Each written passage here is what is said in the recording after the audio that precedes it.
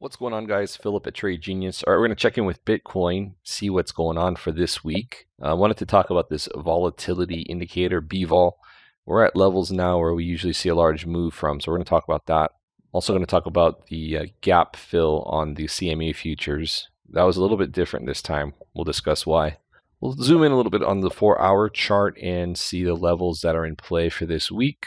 We'll take a look at, of course, our daily chart. I wanted to discuss kind of the situation that's happening between the 200-day moving average and this weekly block that we're up against. And last but not least, we're going to check in on the quarterly chart, and we'll see why this is a very bullish setup that we're in right now. All right, guys, let's dive into this video.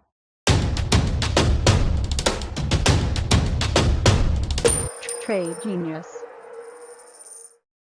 All right, guys, so this indicator here is BVOL. You can look it up on TradingView, BVOL24H. And what it does is it measures the BitMEX exchange, its measure of volatility on Bitcoin, or its XBT instrument.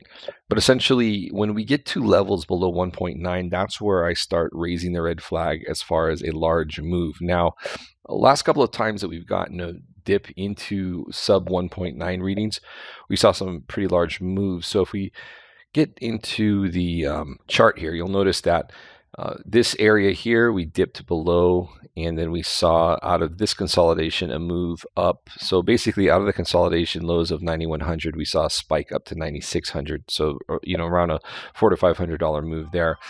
The time before that, we saw a dip here. We were consolidating around the 7,500 area, and then we had that big wick all the way up to about 10,500 plus. All right, so that was a rather large $3,000 move. So regardless, $500 or $1,500, you need to be aware that we're in that volatility zone where we do see that type of move come from. Okay, so just bear that in mind. Now, when we look at the internals, since we're on this chart, this is the BitMEX internals, you'll notice the funding is elevated, okay? So normally funding, or if internals are neutral, your funding looks like this. It usually reads 0.01. Longs are paying the shorts. And that's more often than not, that's the usual case, okay, when things aren't going crazy. But lately we've been noticing the long side getting the funding getting higher, meaning more people are piling into the long side of this trade, and your premium XBT premium is at trading at a premium as opposed to a discount, or that I should say the XBT index is trading at a premium as opposed to a discount. And when that happens, a lot of times that will act as well as fuel for the downside. So it's a little bit of an inverse relationship there. You'll notice they will act almost as fuel for the upside only toward the end of a large move, like we saw with the move toward 13,000 to 14,000. So just bear that in mind. Right now we're looking at possible squeezing of the longs, gives us a wick, and that brings us to our next chart, the 4-hour. And what I think might be in play is one of these down wicks. So similar to this type of action, wick down and a wick back up, but targeting this low here at approximately 89.11. Okay, so that would be in danger of getting basically a run down to that. They tap the stops there and then they reverse quickly. Also, that'll freak people out because we break the 200 period moving average. I think the even a retest of this 50 period moving average isn't out of the question. That's down at 86.62. That is a possibility, although the probabilities of that aren't as great as hitting this upper level here at 89.11 and then reversing. I think that has the higher chance of happening, putting in a bottom there. And then we look toward marching up toward the end of November into December, which is seasonally bullish, especially when we are approaching a halving date. Okay, so just keep that in mind. Now, the gap filled on the BTC CME futures. Okay, so we filled that, and interestingly, we did not see this move on spot. So the spot price of Bitcoin didn't move, but the futures filled this gap. Probably some algo flash crash, wicked down pretty hard and fast, and then recovered quickly, and that gap is now filled. So no more gap there. So the only other gap we have now, we can eliminate this gap line, and that leaves us with 11,795, which will get filled. Mark my words, that will get filled. It's just a matter of when. But that's next up to bat. Now, obviously, every weekend gives an opportunity for a new gap, so obviously we'll keep tabs on that. But this will happen, 11,795.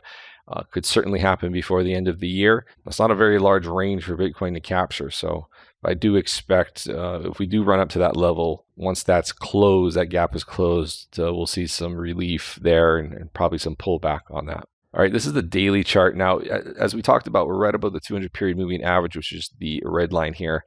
And then we broke above this trend line that was holding price down. So that's bullish. You know, we came up back, broke above it, then stayed on top of it. Now we're being supported by the 200 period moving average, but we are kind of pinned between this weekly block that goes way back here in this area here. On the weekly, you'd see it, and I can switch that to a weekly to show you guys, but you'll see that that bar right there, the body of that candle, that's the block there that's been support and resistance in this zone.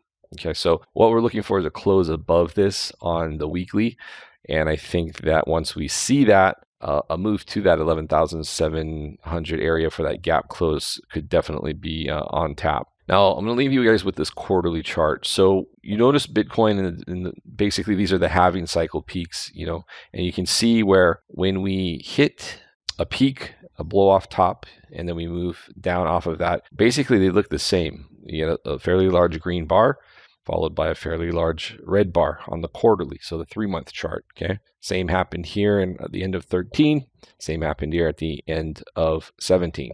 Okay, so what happens after that is key. And what always happens is you'll see eventually once the bottom is put in, after that post-cycle high, you come up, you test those closes and opens, and you usually see resistance there.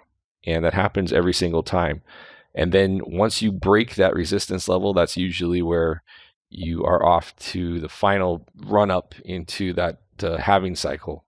So you saw it here in this one, you see it here where price bottoms out, comes up to this level at the time was 740 approximately, resist there, consolidate, and then break above. So once this level gets broken, that's when it's, you know, now you're starting to look at the smaller time frames because now the dips can be bought more aggressively. And that's basically where we're at now here. So the key level for us now is this 13,738 level, okay?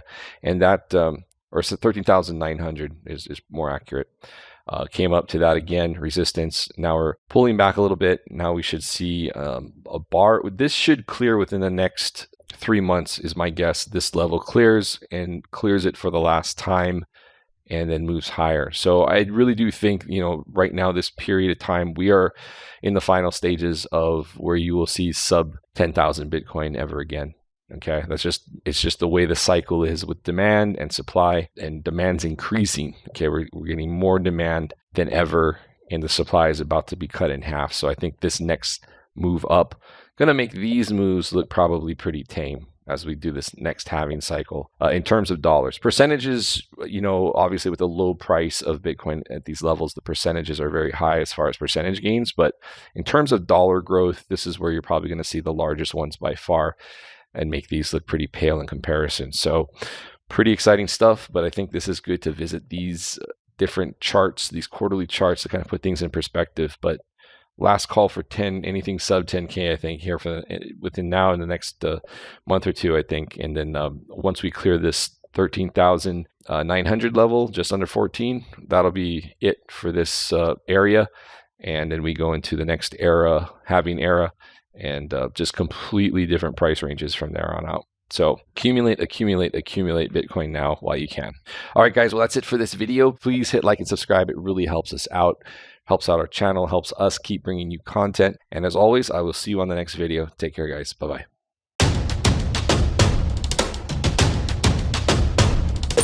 Trade Genius.